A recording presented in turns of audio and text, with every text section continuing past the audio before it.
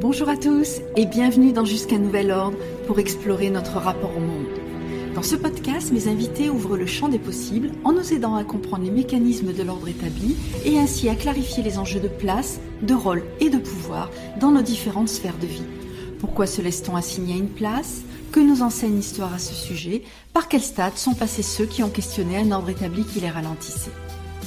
Je suis Laurence Bally, initiatrice du projet Conscience et Progrès qui regroupe ce podcast, mais aussi des ateliers et du coaching individuel pour clarifier son rapport à l'obéissance et à l'ordre établi. Convaincue que seule la connaissance et la conscience permettent une véritable liberté de choix, je vous retrouve toutes les 3 semaines pour un nouvel épisode avec des personnalités éclairantes. Pour être informé de la publication de Jusqu'à nouvel ordre, abonnez-vous sur votre plateforme de podcast préférée.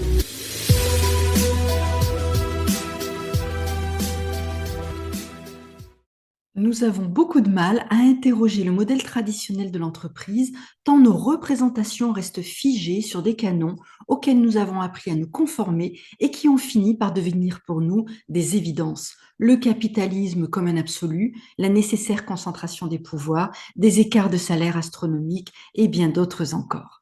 L'on peut se demander si tous ces ordres établis sont réellement bénéfiques à la performance des entreprises, mais surtout, ils questionnent le modèle de société auquel nous aspirons. Sylvain Brezard, fondateur et dirigeant de l'entreprise Norcis, n'a pas hésité à rompre avec les dogmes appris pour concevoir et déployer un modèle différent, la perma-entreprise, qui concilie des finalités économiques, sociales et environnementales. Il me semble que tout le monde a compris que la société que nos prédécesseurs ont construite et que nous ne remettons pas vraiment en question est d'une extrême fragilité. Il est donc urgent de perma-entreprendre, écrit-il dans son livre La perma-entreprise, un modèle viable pour un futur viable. Nous allons donc voir aujourd'hui avec lui sur quelle vision du monde repose la perma-entreprise et ce qu'elle propose concrètement. Bonjour Sylvain, je suis ravie de vous accueillir pour parler de ce sujet qui va d'ailleurs probablement être une découverte pour beaucoup. Bonjour. Alors, avant de voir ce qu'elle est, comment est née cette idée de perma-entreprise, idée qui deviendra ensuite un concept? En fait, c'était donc en 2019, un moment de prise de recul et je dis souvent de manière un peu ironique que j'ai peut-être pas fait ma crise des 40 ans, mais j'ai fait ma crise des 60 ans et ce recul, j'ai pu le prendre parce que, au début des années 2000, j'ai eu la joie d'animer le centre, des jeunes dirigeants sur un plan national et c'était l'époque où la RSE arrivait en Europe et en France et j'avais fait en sorte que le CJD s'approprie la RSE, la responsabilité sociétale des entreprises et donc j'avais, mis en place une démarche de recherche de performance globale, donc économique certes, mais sociale, environnementale, des outils diagnostiques. Enfin voilà, je m'étais beaucoup investi là-dessus et puis ça a été, 20 ans de ma vie, notamment au niveau de Norcis, mon entreprise que j'ai créée un petit peu avant. Je raconte ça parce que c'est ça qui m'a poussé sans doute à prendre ce recul, 20 ans après et en me disant, bah, voilà, si la responsabilité sociétale des entreprises avait été si satisfaisante, si efficace, suffisante, jamais le monde se serait dégradé comme il s'est dégradé il y a 20 ans. Donc il faut, mes mots vont être un peu provocateurs, mais il faut qu'on arrête de se gargariser avec ça. Il faut vraiment qu'on se remette en cause et je pense que les entreprises sont les mieux placées pour se remettre en cause et surtout bouger quelques lignes d'évolution de notre monde. Donc à partir de là, eh bien, plutôt que de continuer à essayer on n'invente plus grand-chose en matière de responsabilité sociétale des entreprises, mais par contre, je me suis dit: il faut rentrer par ce qu'écoute le monde des actionnaires, le monde des dirigeants, c'est-à-dire le développement de l'entreprise et sa réussite économique. Il faut rentrer par là. Donc ma réflexion et ma recherche, c'était de dire comment inventer un nouveau modèle de développement d'entreprise et pas un énième référentiel RSE. Qu'est-ce qui caractérise une perma-entreprise et en quoi est-elle philosophiquement si différente de l'entreprise classique? Ce qui la caractérise, c'est que, il y a 3 principes qui sont fondateurs, mais qui sont aussi, omniprésents dans la mise en place d'un projet perma-entreprise. Omniprésent, c'est-à-dire qu'à chaque étape de ce projet, on va recouper avec ces 3 principes éthiques. Ça cadre tout, ça donne une vraie approche globale, totale et donc ces 3 principes éthiques sont de prendre soin des femmes et des hommes, préserver la planète Et le troisième, peut-être un peu plus neuf, je sais pas, se fixer des limites et redistribuer équitablement les richesses. Voilà, ces trois principes-là vont tout orchestrer autour du modèle de perma-entreprise. Donc ça, c'est déjà une différence. La deuxième chose, c'est qu'on pense développement de notre entreprise. Donc, dans le modèle, on va retrouver ce qui s'appelle des principes de design qui viennent aussi de la permaculture, hein, comme les trois principes éthiques. Et donc, dans ces principes de design, on va y voir des sujets qui sont d'actualité d'aujourd'hui, alors qu'en permaculture, ça fait 50 ans qu'on en parle, hein, de faire un usage sobre et régénératif des ressources qu'on utilise, d'utiliser des ressources renouvelables, de ne pas produire du déchet, etc. Et dedans, j'y ai intégré des éléments, des principes qui touchent le business. Donc, comment aligner son business, ses offres de produits, de services par rapport à ces trois principes éthiques. Rien que ça fait énormément déjà évoluer l'entreprise et son modèle économique.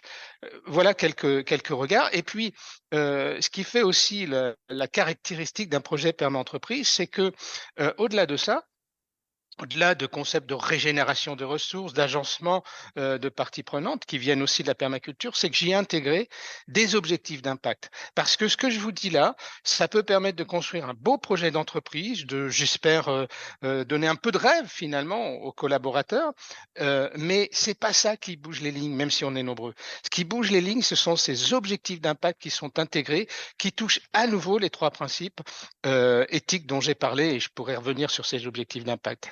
Oui, bien sûr, on va y revenir. Lors de l'une de vos prises de parole, vous avez déclaré: nous avons besoin de dirigeants qui nous sortent de l'ordre établi. Que représente l'ordre établi pour vous, Sylvain? En fait, bon, je me permets de dire ça, j'ai pas tout compris dans le monde, hein. Faut rester modeste. Mais ce qui me choque depuis vraiment longtemps, c'est ces phénomènes de pensée unique. Et en fait, il y a rien de pire que la pensée unique, parce que le monde, si on veut qu'il évolue positivement, il faut qu'il soit fait d'équilibre de différentes approches, de différents regards, de différentes actions. Or, la pensée unique fait l'inverse. C'est finalement veut tout normer et tout le monde, un peu un groupe de moutons internationaux qui font tous la même chose au même moment. Et ça, je trouve que c'est vraiment la raison qui fait que le monde se dégrade à une vitesse folle, quoi. Donc, alors que on a peut-être été on est sans doute même dans une période, ce 21e siècle, où on peut inventer comme on n'a jamais inventé. Je me souviens qu'en 2002, Albert Jacquard, un généticien, philosophe, etc., disait: on a tellement inventé en recherche fondamentale au 20e siècle qu'on n'aura pas assez du 21e pour mettre en recherche appliquée tout ce qu'on a inventé.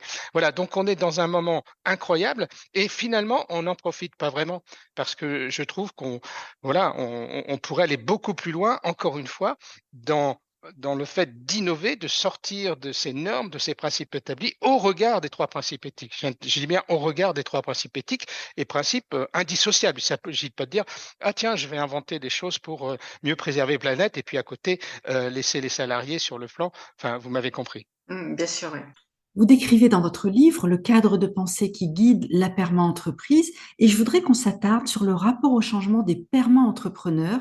Vous dites: la stabilité est le fruit d'un changement permanent, la durabilité est indissociable d'une certaine flexibilité et parmi une liste de questions inspirantes pour vérifier le degré de maturité de l'entreprise, vous demandez: quel niveau de désordre l'entreprise est-elle prête à accepter, à supporter? Est-ce que vous pourriez développer cette idée car on est évidemment à l'opposé de l'ordre établi? Exactement. En fait, ça va un peu dans la continuité des échanges, de l'échange qu'on a eu. C'est que finalement, l'entreprise, certes, pour sa gestion, j'entends bien sa gestion, a besoin d'ordre.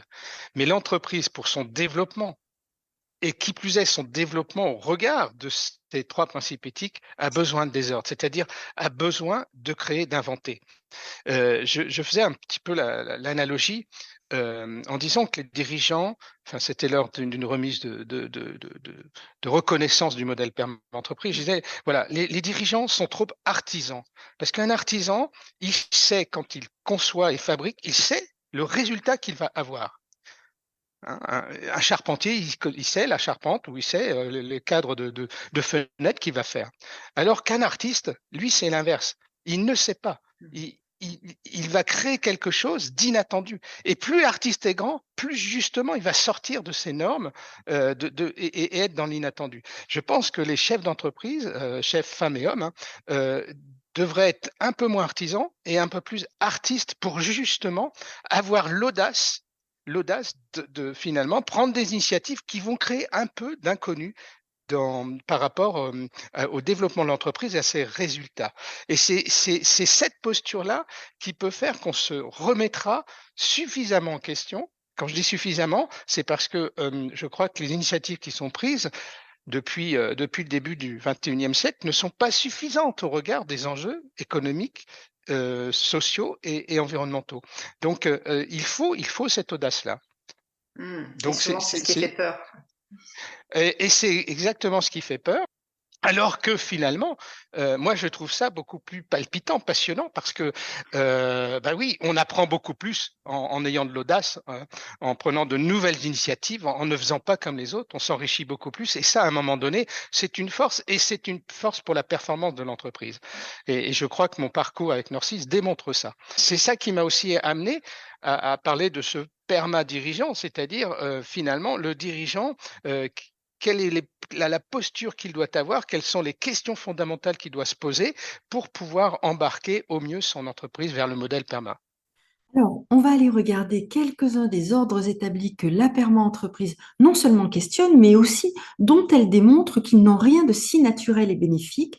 Je le rappelle, un élément de repérage de l'ordre établi est qu'il apparaît au plus grand nombre comme naturel et quasi inquestionnable. Tout d'abord, le capitalisme, dont on a une vision biaisée, dites-vous, par excès de confiance en tant que modèle indépassable, mais aussi par conformisme. En quoi la perma-entreprise remet-elle en cause le capitalisme?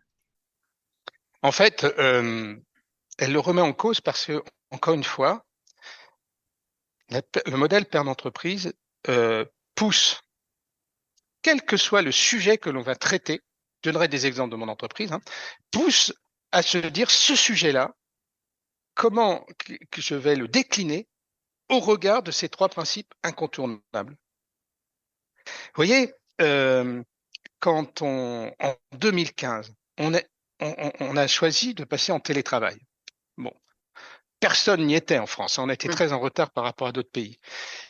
Pourquoi on a fait ça? On s'est dit, la question posée, c'était de dire comment faire en sorte pour apporter des dispositifs qui favorisent l'équilibre vie pro, vie perso, en plus de ceux qu'on avait. Voilà, c'est la question. Et ce qui nous a amené au télétravail, c'est parce qu'on s'est dit, cette question, on va la passer au filtre. Hein. Est-ce qu'il y a des limites à se poser par rapport à la solution qu'on va trouver? Et surtout, là, c'était comment mieux préserver notre planète, parce que le télétravail était clairement pour nous un moyen de baisser fortement nos émissions de CO2. Vous voyez, on retrouve les ingrédients de nos trois principes éthiques, mieux prendre soin des femmes et des hommes, l'équilibre vie pro, vie perso, préserver la planète, fixer des limites. Et ça nous a permis de prendre une initiative qui sortait de la pensée unique française et très très conservatrice qui je voyais l'Allemagne, les pays du Nord nordiques qui étaient déjà sur ces sujets-là. Ça nous a permis d'anticiper tout cela, d'en faire une force supplémentaire pour l'entreprise, d'être plus attractif. Et puis je ne le savais pas, mais le 16 mars 2020, de ne rien craindre parce que de nombreux collaborateurs, collaboratrices étaient déjà en télétravail et ça n'a rien changé pour Norcis alors qu'il y avait un effet panique dans de nombreuses entreprises.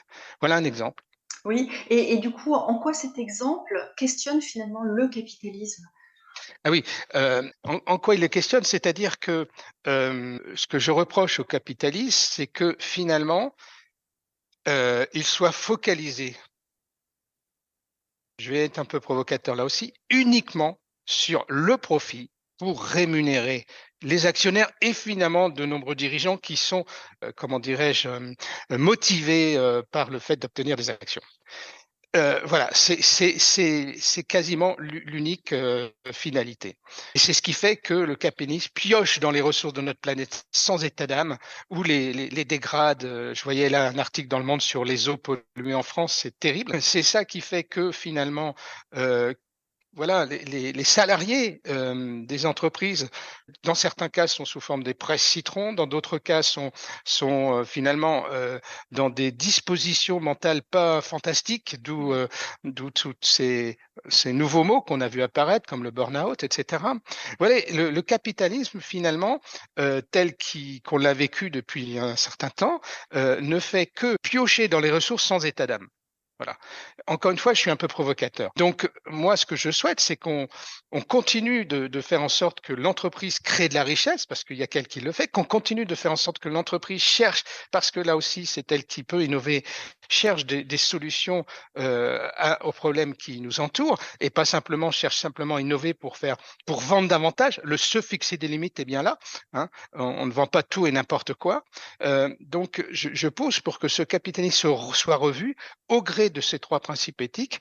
Et donc, dans cette vision-là, il y a effectivement un élément qui peut déranger, mais c'est de redistribuer plus équitablement de la richesse, parce que le problème numéro un du monde, ce n'est pas la planète, c'est la redistribution de richesse. On ne préservera pas la planète suffisamment si on ne redistribue pas davantage de richesse aux pays qui en ont fortement besoin aujourd'hui pour subvenir à toute la dégradation qu'engendre déjà le dérèglement climatique, mais aussi pour renouveler tous leurs outils de production et moins émettre de CO2. Mais comme aux personnes de nos pays, et en France notamment, qui de toute façon n'ont à peine le moyen de vivre, de s'alimenter, donc comment voulez-vous qu'ils pensent à la planète?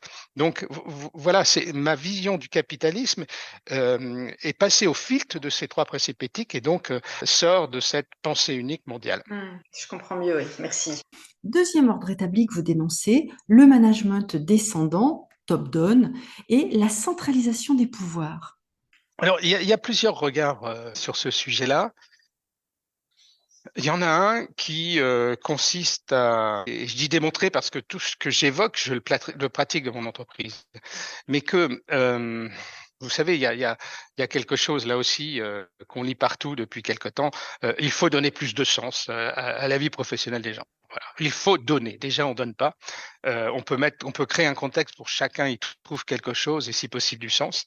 Je trouve qu'il y a déjà là une erreur de syntaxe. Mais au-delà de ça, je pense que effectivement, une entreprise peut être plus performante, j'insiste sur ce mot, plus efficace, avec un management qui implique davantage ses collaborateurs, collaboratrices, qui fait en sorte qu'il y ait une hiérarchie à plat et donc beaucoup plus d'échanges avec les décideurs, etc.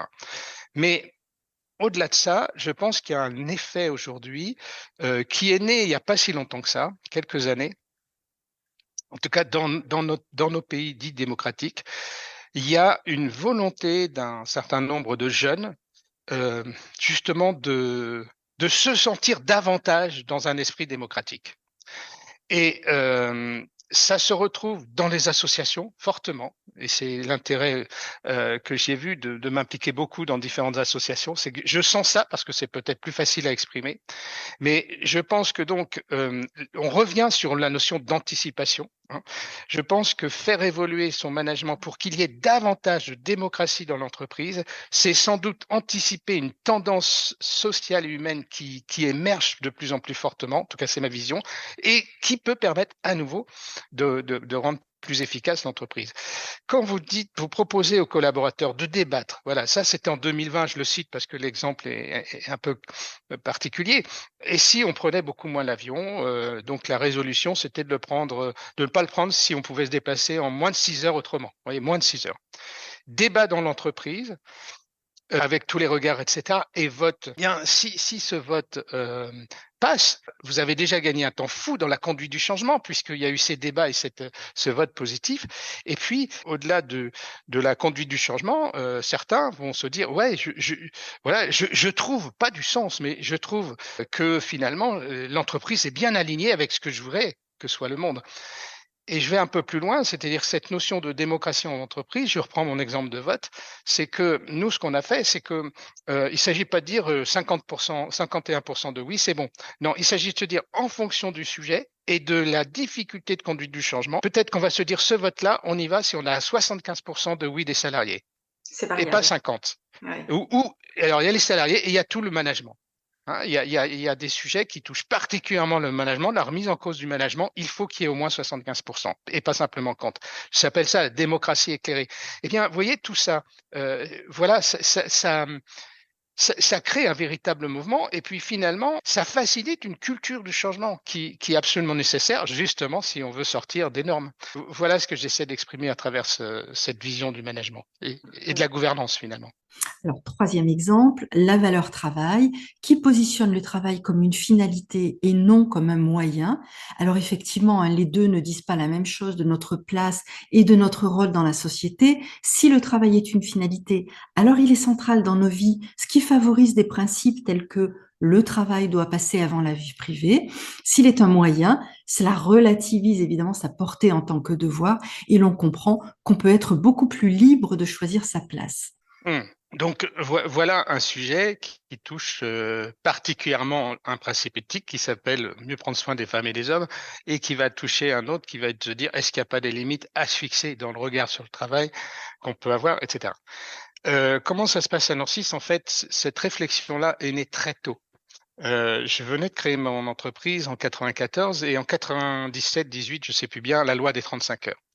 Et franchement, je me suis trouvé seul face à ça parce que les salariés de l'époque voulaient pas en entendre parler en disant non, mais attends, si on fait des choses, les autres ne font pas le faire, on va être moins compétitif, on va pas arriver à vendre nos prestations, etc., etc. Et finalement, je m'en suis sorti en disant mais comment qu'est-ce qui nous attend? Qu'est-ce qui nous attend après l'an 2000? Comment ça évolue cette société? Et il y avait un point qui commençait enfin que je trouvais, c'était un signal plus que faible. Hein. C'était la complexité de vie qu'on voyait bien être dans les métropoles. C'était l'arrivée des nouvelles technologies qui allaient tout renverser. Et donc finalement, je me suis dit, ben voilà, on va proposer à Norcis et au Collab un projet de vie professionnelle différent des autres. Et donc effectivement, notre traduction des 35 heures a fait en sorte qu'il y ait 20 jours d'RTT en complément des 27 jours. C'est-à-dire qu'en 98, les salariés avaient 47 jours de congé. Et je leur disais même, j'en ai rigolé après, vous voyez, vous, hommes, quand il y a un enfant qui naît dans votre foyer, vous n'avez même pas le temps de profiter de ces moments les plus forts sur le plan humain, parce qu'il faut retourner dans l'entreprise. Avec ces 47 jours, vous allez pouvoir en profiter. Et puis, il y a une certaine ministre qui, 10 ans après, est passée par là pour mettre ça en place. Mais voilà, pour moi, on revient sur cette notion d'essayer de comprendre comment le monde évolue, ces nouvelles tendances, nouvelles mutations, et de les anticiper. Alors, on a mis ça en place et c'est toujours en place. Donc, on a bien réussi à trouver notre modèle économique en fonction de ça, hein, parce que dans ma branche professionnelle, pratiquement personne n'est à ce niveau-là. Et à la limite, tant mieux pour nous. Hein. Mais cette réflexion, c'est quelque chose qui finalement a perduré au fil du temps. Et je vous disais en 2015, ben voilà, nouveau dispositif, le télétravail. On a mené notre conduite du changement tranquillement, d'année en année. On a vu des difficultés apparaître, notamment pour manager. On a géré ça, voilà, sereinement. Et ça se rajoute finalement au fait de dire, ben tiens, toi, Collab, choisis ton projet, choisis ce que tu veux en temps de télétravail ou pas, hein, puisque ça va de 0 à 5, choisis le fait d'organiser tous ces jours dits de congés dont tu bénéficier, enfin, etc. On a appelé ça l'entreprise à la carte. C'est-à-dire que chaque salarié choisit parmi ces dispositifs comment il va le décliner. Voilà ce qu'on a pu mettre en place à Norcis. Vous êtes sacrément visionnaire, hein. Et d'ailleurs, Oh. il y a même une vision quasi politique, en fait, dans ce que vous dites, mais on y reviendra peut-être un petit peu après. Alors, dernier ordre établi qui se questionne également assez peu, du moins au niveau des dirigeants, les écarts énormes de rémunération. Qu'en est-il dans le modèle de la perma-entreprise? Alors, voilà, tout à l'heure, je parlais dans le modèle, au-delà des principes éthiques, de design, etc., qu'il y avait des objectifs d'impact. Donc, dans les objectifs d'impact qui sont en lien avec le principe de mieux prendre soin des femmes et des hommes, il y a notamment le fait de réduire les écarts de salaire, en tout cas de se positionner sur un ratio que l'on propose. Donc moi, le ratio que je propose, c'est qu'entre le salaire médian et le plus haut, il y a un rapport de 1 à 5 maximum. Donc évidemment que dans ces fameuses dites grandes entreprises, on est très très loin de ça. Donc ça peut là aussi paraître provocateur, etc. Mais autour de ces salaires, il y a plusieurs sujets. Celui qui m'a le plus fâché, c'était quand en 2005, je me suis dit, tiens, mais regardons déjà les écarts de salaire entre les hommes et les femmes. Et je me suis aperçu, mais c'était sans doute culturel, sans trop m'interroger parce que j'ai mis ça en place au fur et à mesure du développement de l'entreprise, mais je me suis aperçu qu'il y avait des écarts. Je me suis mis 2 claques en disant: «Mais c'est incroyable, même toi dont le moteur c'est de lutter contre les injustices sociales, tu l'as mis en place de manière inconsciente, mais tu l'as mis en place». Ceci étant, en 2 ans, c'était réglé et on a mis en place des outils qui font que maintenant, même avec une dizaine d'antennes et 750 salariés, on gère ça de manière, parfaite au sens du suivi des écarts s'il y en a et de les corriger. Vous voyez? Donc il y a déjà ce point-là sur les salaires. Et puis après, on se dit, ben, effectivement, au-delà d'être sur une égalité de traitement homme-femme notamment, il y a les écarts de salaire dans l'entreprise. Alors, j'ai toujours été contre le ratio, le salaire le plus bas, le salaire le plus élevé. Pourquoi? Parce que je pense qu'il y a des entreprises, et la mienne la première, si on analyse cet écart entre le salaire le plus bas et le plus haut, ben moi voilà, volontairement, on a recruté 2 personnes qui sont rémunérés un peu au-dessus du SMIC, mais voilà, parce que on recrute avant tout des personnes qualifiées avec des salaires plus élevés. Volontairement, on s'est dit, on va pas faire appel à des agences d'hygiène, etc. On va recruter des personnes comme ça. Si demain on nous disait, bah, écoute, c'est le salaire le plus bas qui est pris en compte, je supprime ces 2 postes-là, je vais chercher à l'extérieur l'équivalent et puis je remonte de nombreux milliers d'euros mon salaire plus bas. C'est pour ça que je suis contre ça. Et puis, je pense que le salaire médian représente plus la collectivité. Donc, le ratio qu'on a mis dans le modèle, c'est plutôt 1 à 5 entre le salaire plus élevé et le salaire médian.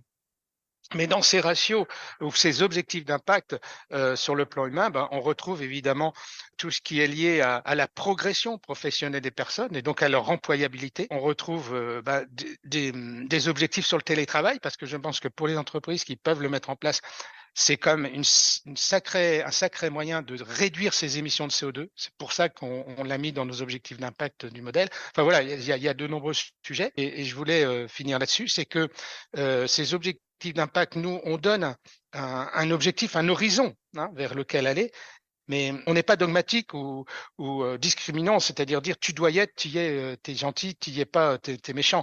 Non, non, c'est de dire voilà, il faut faire un chemin le plus rapidement possible, si vous le voulez bien, vers cet objectif d'impact.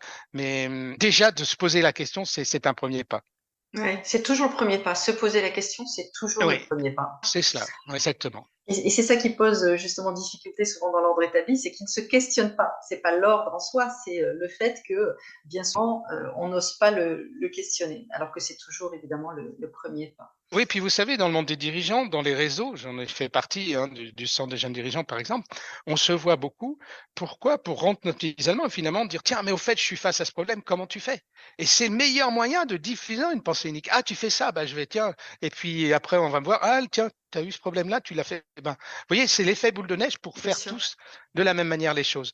Donc, je ne critique pas que ces réseaux qui sont hyper importants, et notamment des jeunes dirigeants qui est plutôt dans le progrès social. Mais néanmoins, je crois qu'il faut vraiment faire attention à ça.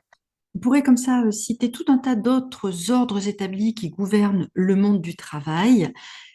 Est-ce qu'il y a des choses qui ne se questionnent pas en matière de place, de rôle et de pouvoir au sein de votre entreprise? Qui ne se questionnent pas. Oui, C'est gentil de me poser une colle en direct. parce qu'a priori, alors bien entendu, après les décisions sont ce qu'elles sont, mais est-ce que tout peut a priori se questionner ou est-ce qu'il y a des sujets comme ça? Moi, je pense que tout peut se questionner. Alors, je pense à un exemple qu'on a vécu en 2021. Je prends celui-là pour montrer qu'on peut questionner quand même beaucoup de choses puisqu'il touche l'argent. Et l'argent, à l'époque, j'ai le principal actionnaire de Norcis et puis conséquemment, je crois que c'est des salariés qui avaient 5%, et moi j'avais grosso modo le reste. Et je me suis dit, tiens, et si on créait une fondation actionnaire, donc un dispositif qui dit que si vous donnez des actions à un fonds d'association qui va s'appeler une fondation d'actionnaires et qu'elle est d'un intérêt général, eh bien finalement les dividendes qui vont remonter dans cette fondation ne vont pas être taxés, donc vous aurez plus de moyens d'assumer cet intérêt général.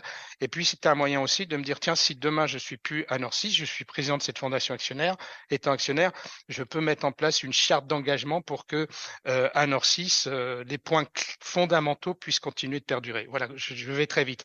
On est sur de l'argent, on est sur un don d'argent de ma part, mais d'autres peuvent s'interroger. Eh bien, j'en ai discuté avec les salariés actionnaires, mais avec d'autres salariés qui dirigent Nord6, enfin qui sont à mes côtés, de manière assez ouverte. Et c'est même eux qui ont défini le sujet d'intérêt général de notre fonds d'action, et finalement qui fait qu'aujourd'hui c'est un institut du permanumérique, c'est-à-dire un institut qui finance des projets de recherche visant à être davantage en bas carbone avec le numérique, et qui finance des projets qui luttent contre l'exclusion de tout un tas de personnes par le numérique. C'est même eux qui ont choisi le sujet. Donc vous voyez, moi je pense qu'on peut, oui, discuter de tout. Ça ne veut pas dire que on va être toujours d'accord. Bien C'est-à-dire, si sûr. on était toujours d'accord, ça serait pas bon. Ça veut dire qu'on serait dans la pensée unique. Voilà, on serait mouton.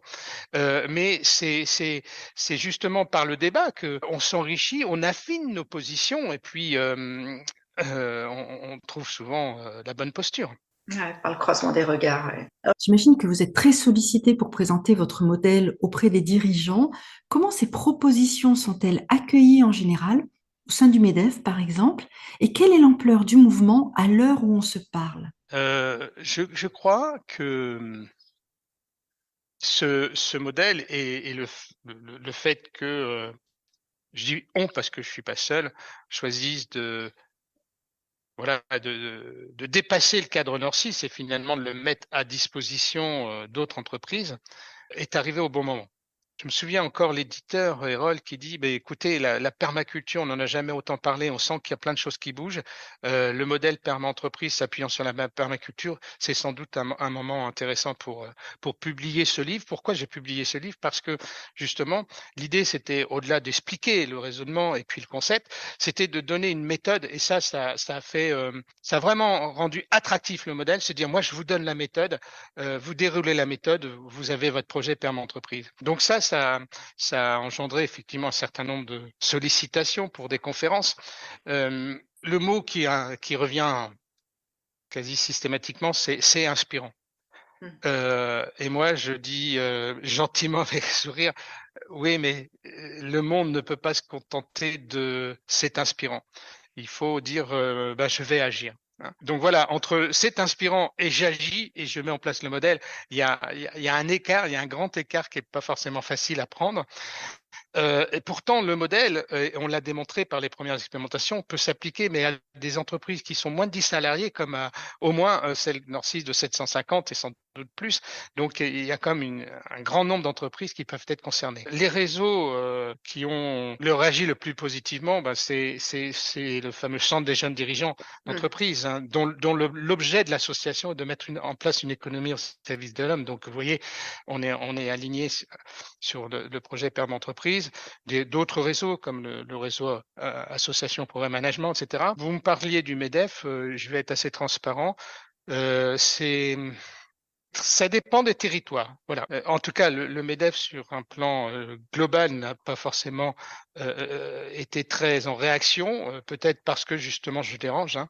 J'en suis conscient, avec ma redistribution de richesse notamment, avec des engagements bas carbone, c'est sûr, je dérange.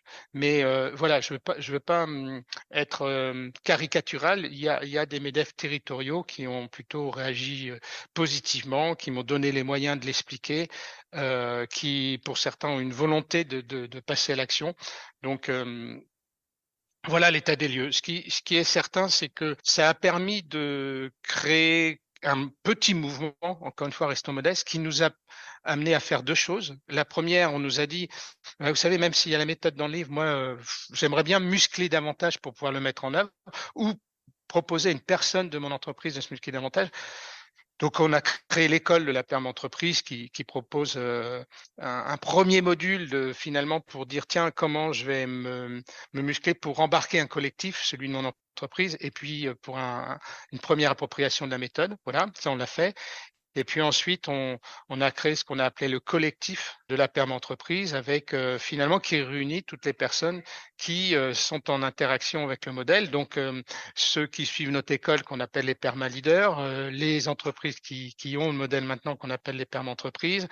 Ça peut être des réseaux, évidemment, des réseaux de dirigeants, ça c'est important, des liens avec des écoles également, puisque les étudiants ils sont face à ce qui nous attend. Hein. Bon, voilà, donc ce qu'on a appelé un collectif. Et puis, ce qui m'a vraiment fait plaisir, pour rien vous cacher, c'est quand la CFDT s'est intéressée à ce modèle. Ce qui justifie d'ailleurs le fait que Marie-Lise Léon, la secrétaire générale, ait fait la postface de la deuxième édition Oui. du bouquin en disant je crois à ce modèle. Ce qui fait aussi me fait dire que voilà le modèle mettre en place un projet par entreprise, ça peut être une excellente occasion pour faire évoluer notre culture du dialogue social, qu'elle soit moins dans l'affrontement, mais beaucoup plus dans la recherche de compromis, la co-construction, etc. Donc voilà des sujets qui sont ouverts par la PAM entreprise sur lesquels on va travailler. Et donc oui, ce collectif-là est assez diversifié. Alors pour terminer, vous dites que l'entreprise est l'espace privilégié pour changer le monde. Alors pourquoi l'entreprise et en quoi la société serait-elle différente selon vous si toutes les entreprises basculaient dans le modèle de la perma-entreprise? Là, vous me faites rêver. Bon, on est en début de matinée, j'ai passé une bonne journée, merci beaucoup. Bon, comme je vous le disais précédemment, l'entreprise, c'est elle qui crée la richesse. Et pour faire évoluer le monde différemment, il faut qu'on ait les moyens financiers d'assumer un certain nombre de choses. Donc, ça ne peut être que les créateurs de richesse qui donnent ces moyens financiers et qui acceptent finalement d'en donner peut-être davantage, d'où ma réflexion sur la redistribution des richesses. Ça, c'est un premier point. Je reviens, mais regardez les COP pour l'environnement. Systématiquement, ce qui se trame, c'est combien les pays les plus riches sont prêts à mettre sur la table pour les autres pays. On est bien sur ce problème de moyens financiers. Donc l'entreprise est la créatrice de richesse et donc est prise en partie sur ce sujet-là. La deuxième chose, c'est que dans l'entreprise, déjà, quand on prend une décision, on a toujours les moyens de la mettre en place, moyens financiers à nouveau. Donc, il y a cette espèce de réflexe de ne pas s'engager sans moyens. Et ça, je trouve que c'est important au regard de ce qui peut se passer des fois sur le plan politique. La deuxième chose, c'est que l'entreprise, elle sait décider vite, elle sait agir vite. Des fois, peut-être un peu trop vite, ce qui fait que la conduite du changement peut être brutale et pas forcément bien appréhendée. Mais en tout cas, elle est dans ce mouvement-là. Et elle est obligée d'y être parce que la concurrence, notamment, fait qu'on ne peut pas s'endormir sur ses lauriers. Donc, je trouve intéressant d'avoir finalement une organisation humaine qui ait ces qualités-là, c'est-à-dire savoir décider vite, savoir agir vite, parce qu'il y a quand même de l'urgence sur beaucoup de sujets. Donc voilà pourquoi j'évoque le fait que les entreprises sont les mieux placées pour pouvoir. Alors si on était très très très très nombreux, ah ben il est clair que je crois que les émissions de CO2 se réduiraient plus rapidement, ça c'est sûr. Ça, c'est certain. Et et c'est fort utile parce que je crois que maintenant beaucoup de gens ont compris que la dégradation qu'on avait faite avec ces émissions de CO2, elle était là, on ne pouvait plus la bouger, si ce n'est attendre peut-être 100 ans. Et donc, parce que ouais, on pouvait se dire, bah, si on réduit, ça va réduire les effets de gaz à effet, enfin, les effets de gaz à effet de serre, etc. Mais non, c'est pas comme ça que ça marche. Et c'est qu'une fois qu'on a détruit, il faut très très longtemps pour que ça se remette en place.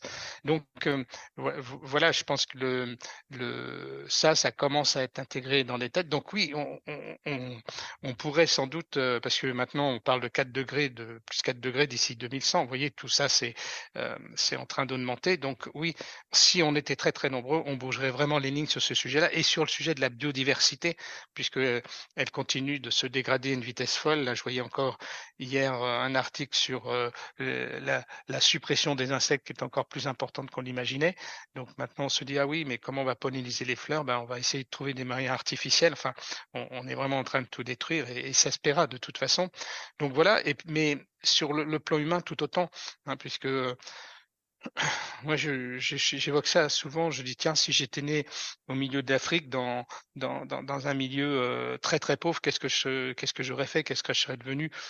Pas rien, pas grand-chose. J'aurais, j'espère, pris du plaisir à rire tous les jours avec mes voisins. Mais voilà, donc je pense qu'il y a énormément de monde sur Terre qui vivrait dans de meilleures conditions si on était très très très nombreux à mettre en place la perma-entreprise.